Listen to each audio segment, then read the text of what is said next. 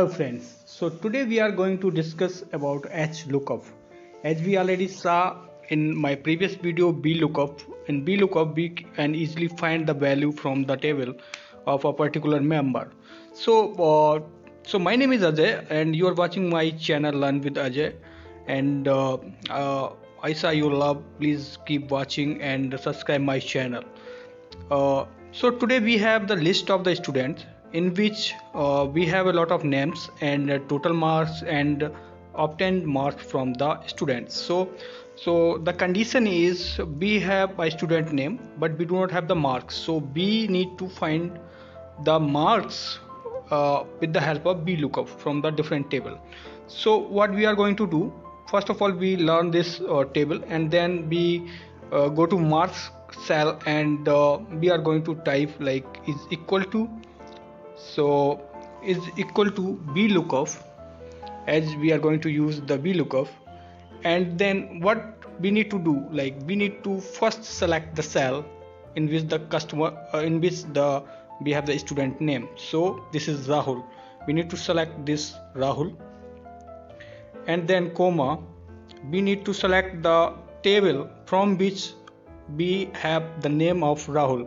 It means we need to go in student table and we need to select the whole table because Rahul name content on the first row, so first column. So we select all whole table and press F4 to lock the table, and then we put comma, and third we need to put the condition like from which column we need to find the value. So this is marks, that is in the third column, so we need to write third because we need data from third. And next condition is we need to put like true or false. So the value is exact because we have Rahul's marks in the table, so we are going to put 0 and then close the bracket and hit enter.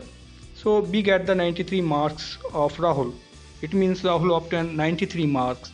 So this is the use of vlookup. And now we need to discuss about Hlookup. Hlookup means horizontal lookup, where we do have table in horizontal format. So what we are going to do, like we will select this table and then right click and or Control plus G in go to.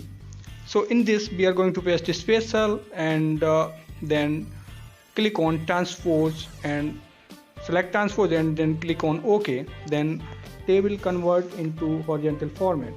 So what we are going to do, like we went on the next mark cell and put is equal to